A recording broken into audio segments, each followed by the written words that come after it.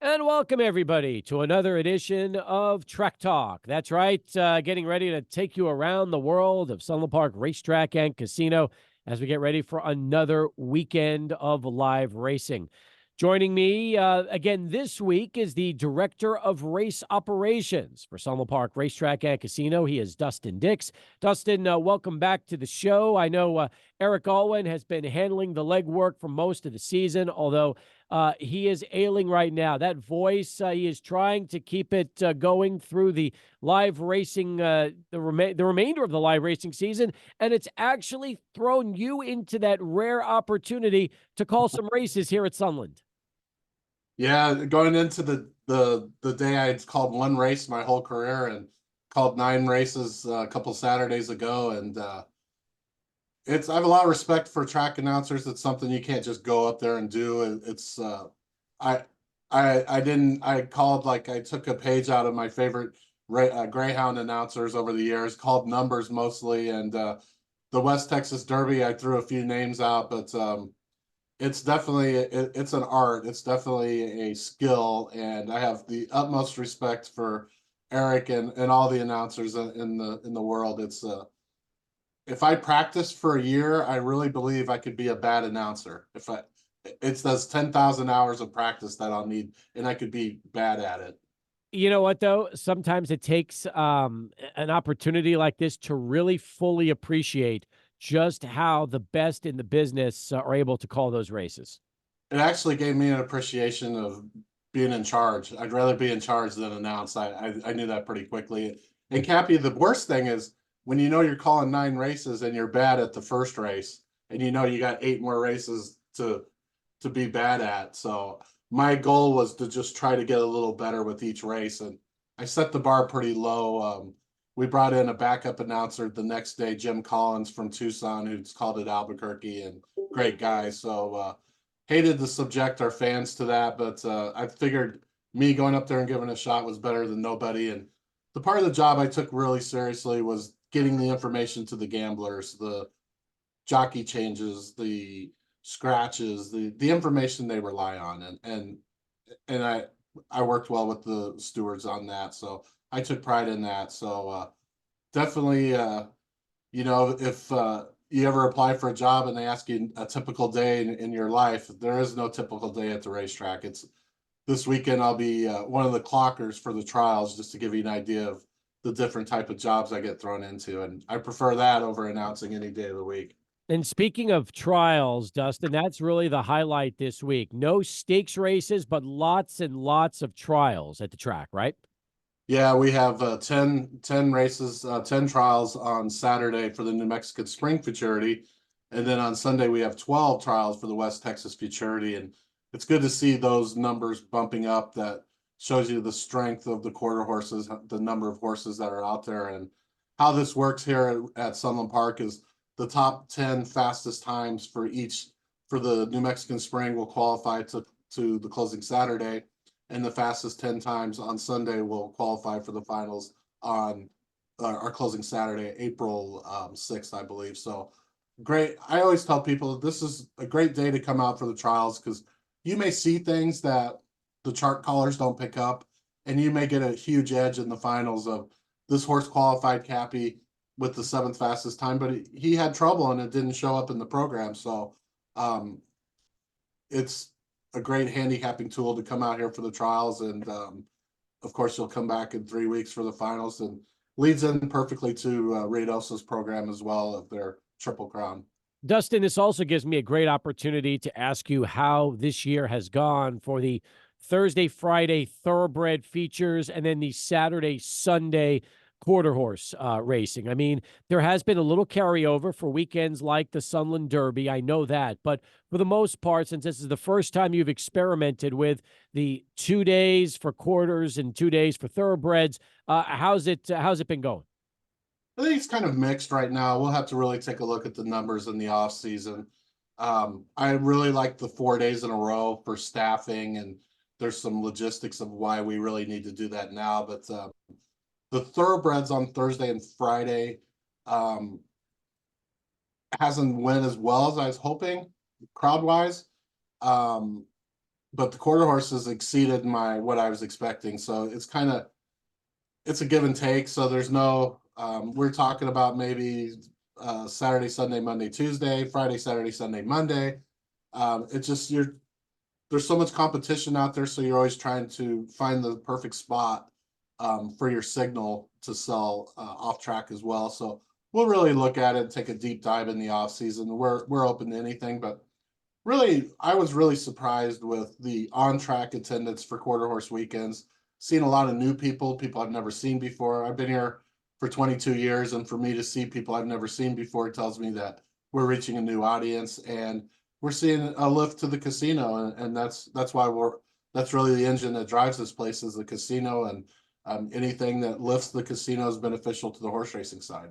Dustin Dix is the director of racing operations for Sunland Park Racetrack and Casino. He joins us here on Track Talk as we continue.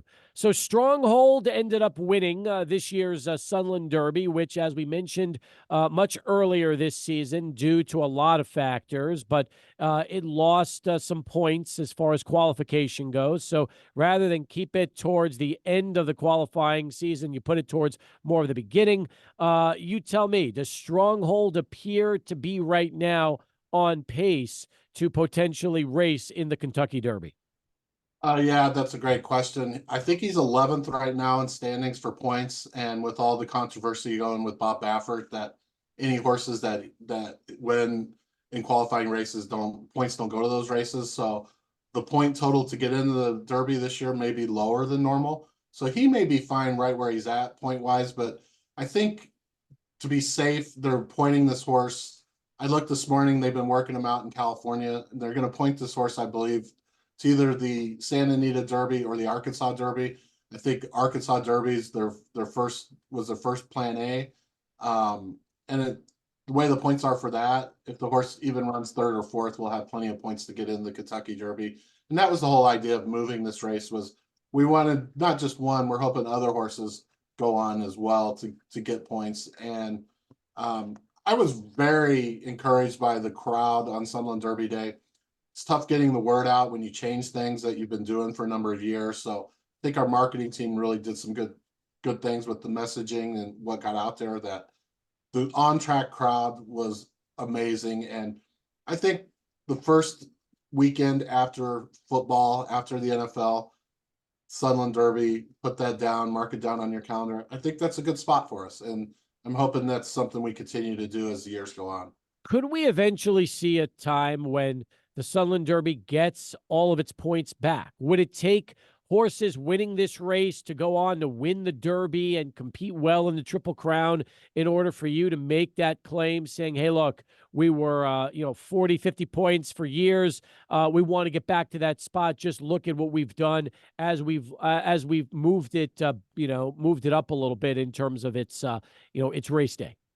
Yeah, and that we're kind of at the mercy of Churchill. It's really their decision. And when they called me to tell me about the change in points, it was mainly on the success of our horses in Triple Crown races over the last few years. We've had some bad luck, horses getting injured before the race. COVID, of course, we didn't run for two Sunland Derbies, so we had some issues there. But I really strongly believe, even if we get the points back, I really would like to keep the race where it's at on the calendar. I think it really benefits. I think there's some benefits to it, and I really like how things work this year.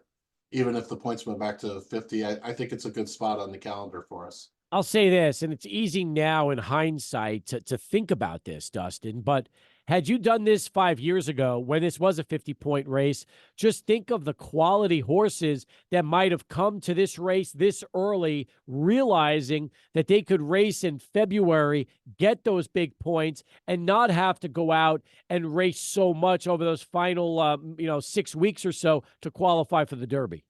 Now you're making me second guess myself. I thought I was a genius coming into this. Now I'm starting to doubt myself. But yeah, you're right. It's something that we never really envisioned at the time, because we were always looking at the Sunland Derby as the last prep to the Kentucky Derby, and the Oaks the last prep for the Kentucky Oaks. So we never really thought of it like that. But like you said, definitely would have helped. We could have got like a horse like Justify could have possibly won the Triple Crown, possibly could have broke its maiden in the Sunland Derby or its second race. So there's no telling with the relationship we have with the California trainers, the type of horses we could have had if we had a little earlier. You're right. And there's a lot of gamemanship too, Cappy. A lot of these guys are, Cappy's got a good horse, I got a good horse. We're trying to duck each other. So there's a lot of gamemanship with these trainers. They try to find the easiest spots. So it's always a moving target. So this is something that you're absolutely right. We need to look at every year to see ways to tweak things. Meanwhile, Dustin, as we get ready for this weekend full of trials, are there certain horses in particular, some quarter horses to really keep an eye on, because you'll be looking for those horses to be, possibly starring here later in the racing season where they get a chance to race for the big money? It's so hard to tell now because these horses are all, this is going to be their first race. They're 2-year-olds. So the main thing is to look at the trainers, look at the breeding, look at how these horses have been working out. And you really don't know until they put it together in the afternoon. Horse racing, we have what's called morning glories. These are horses that look great in the morning, do everything professional, and then the races they can't run a lick. They're called morning glories. So I like to think I'm not a morning glory, but there's no, it's hard to pinpoint which horses. There'll be some horses that were expensive, bought at sale type horses. So a lot of that information's in the program. So it's really a guessing game until we see how these trials run. And then once we see the trials, I think we'll have a better idea of who the pretenders and who the contenders are. Before we wrap up our Track Talk segment this week, I think we do need to mention Todd Fincher, because breaking through and winning that race out in Dubai has done wonders for him. And now I believe he's got Saudi coming up next. Let's talk a little bit about the horse and really what this means for Todd and his stature as one of the great trainers out here at Sunland. I think he actually had it backwards. He won in Saudi Arabia and he's going to Dubai. We're going to actually simulcast that race here March 30th, I believe. And, it's just a testament to New Mexico. I mean, Todd's kind of a big fish in a small pond right now. I wouldn't be surprised to see him go somewhere else.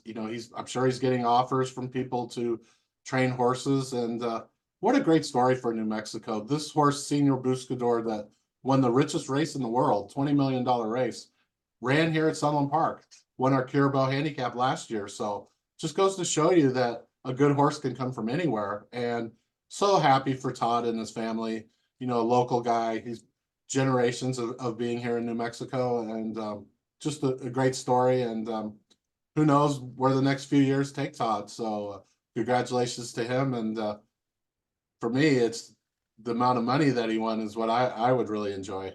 Yeah, I was gonna say, and thank you very much for making sure that it was Saudi first, then Dubai. When you're dealing with the kind of millions of dollars that both of these races offer, all I know is Todd Fincher is doing quite well for himself after it was all said and done. He wins a $20 million race, and then now he's running in a $12 million race.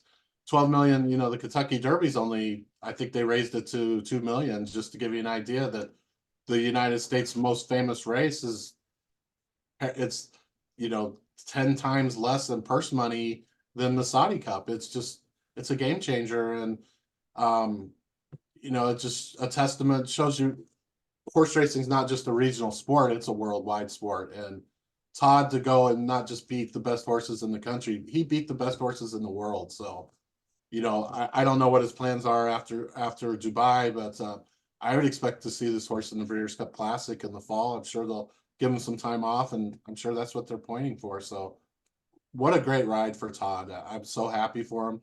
He's had some success here. He's won our Sunland Derby. He's won our Sunland Oaks. He's been winning big races. He's been winning graded races at Del Mar. So couldn't be happier for Todd. Terrific stuff. Hey, as always, our time has flown by. Dustin, great job this week on Track Talk, and looking forward to having you back with us again here next week. All right. Thanks, Cappy. We'll see you next week.